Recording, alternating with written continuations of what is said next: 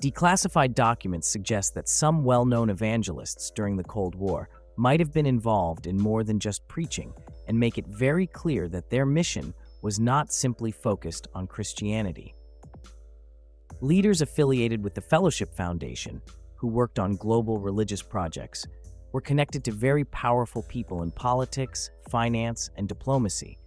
Evangelicals connected to the Fellowship Foundation today, such as Bill Johnson, Chris Vallotton, and others, continue to wield significant influence in both political and religious spheres, forming deep ties between faith-based initiatives and U.S. foreign policy, while shaping modern evangelicalism's global outreach and political activism.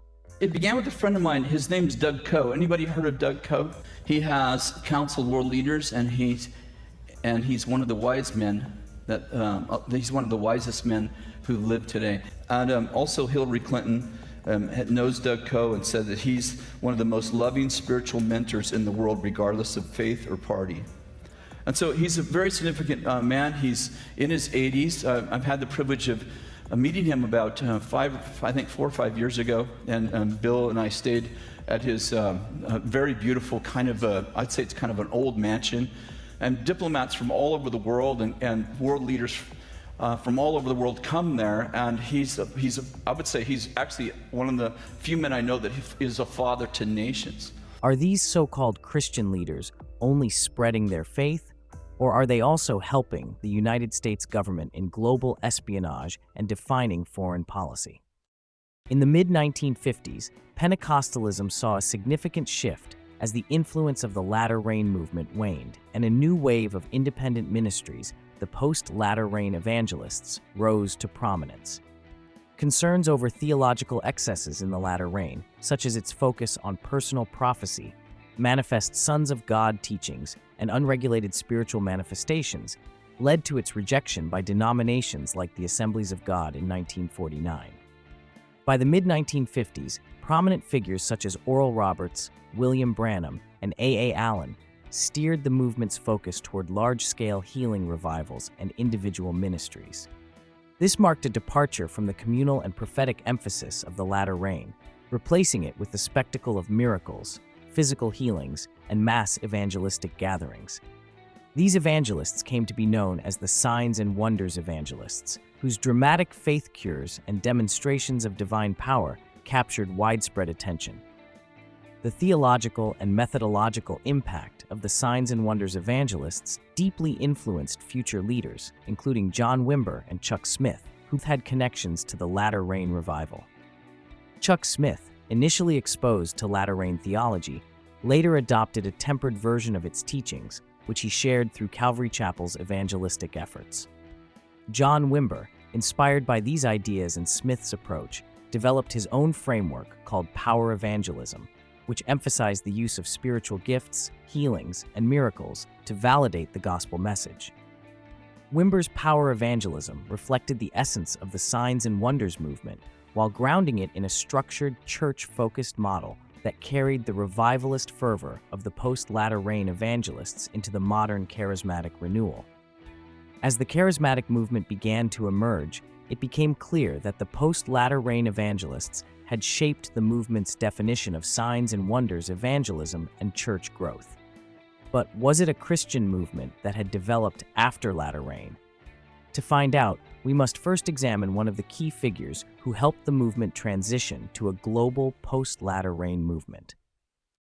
William T. Frary von Blomberg emerged as a key figure among the post-Latter Rain Evangelists, leveraging his international connections and sophisticated background to advance their efforts. Von Blomberg was the campaign manager for many of the evangelists during global missions, including William Branham, who had spearheaded the Latter Rain movement of the late 1940s. In the Voice of Healing March 1952 issue, von Blomberg declared that he was trying to, quote, reach the leaders of the world, the leaders of the governments of diplomacy, politics, finance, social life. William Branham's sermons, which frequently referenced von Blomberg's leadership in the revivals and his meeting with leadership of foreign governments, further attest the power wielded by von Blomberg. His involvement in the movement helped to unify evangelists and organize large-scale efforts to bring healing revivals to a global stage while distancing their work from the controversial elements of the Latter Rain movement.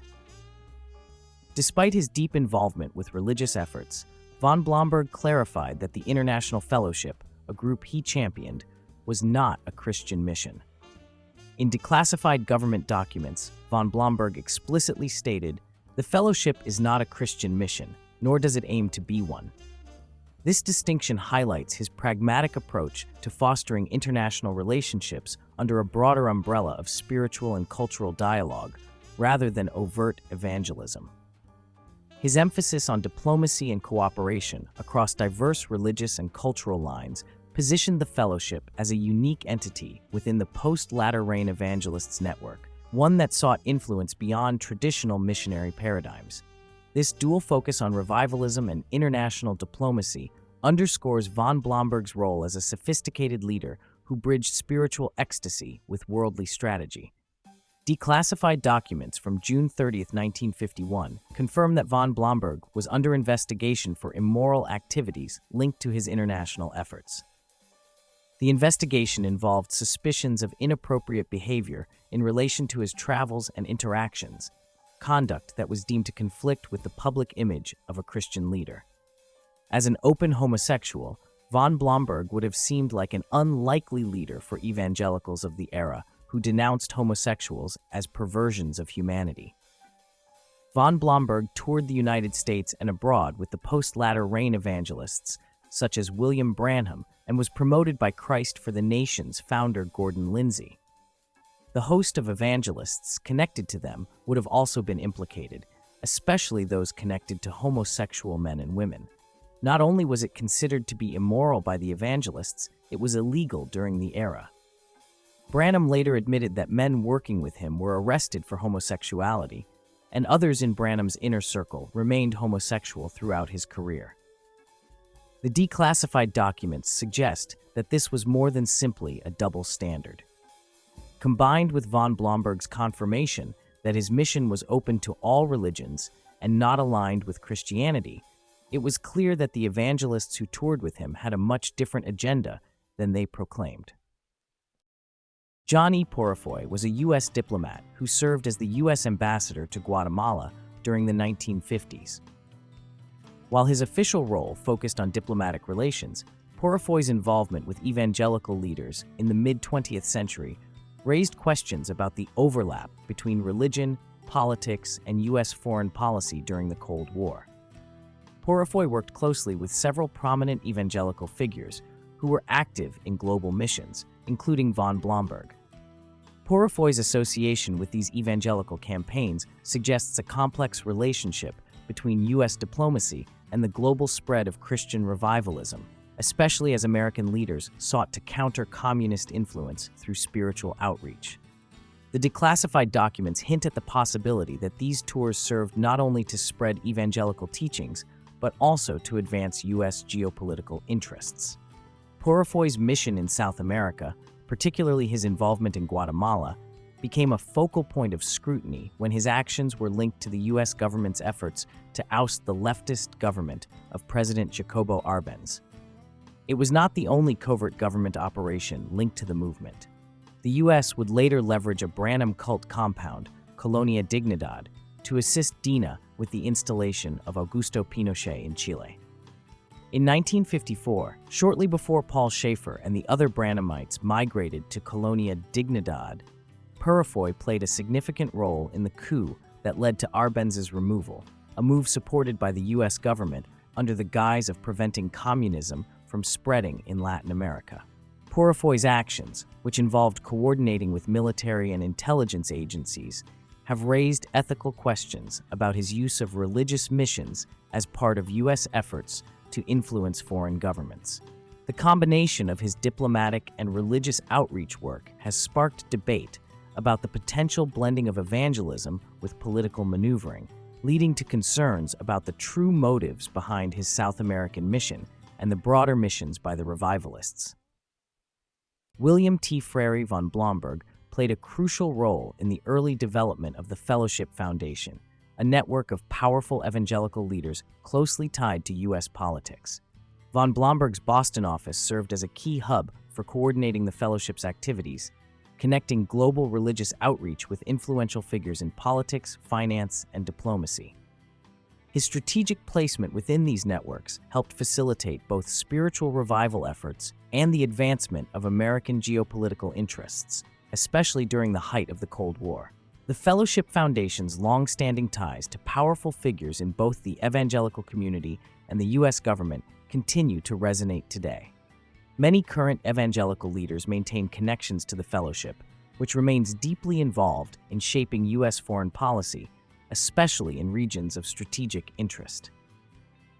The Foundation's involvement in high-profile events, such as the National Prayer Breakfast, underscores its continuing influence in both political and religious spheres.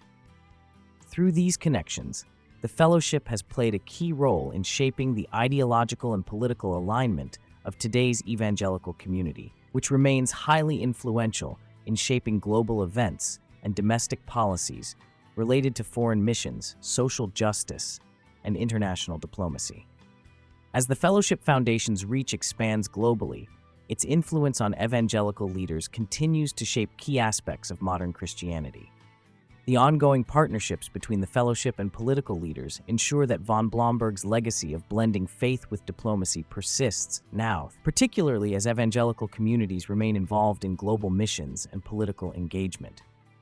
This deep integration of religion and politics, while often controversial, is a defining characteristic of contemporary evangelicalism, rooted in the groundwork laid by figures like von Blomberg and organizations such as the Fellowship Foundation.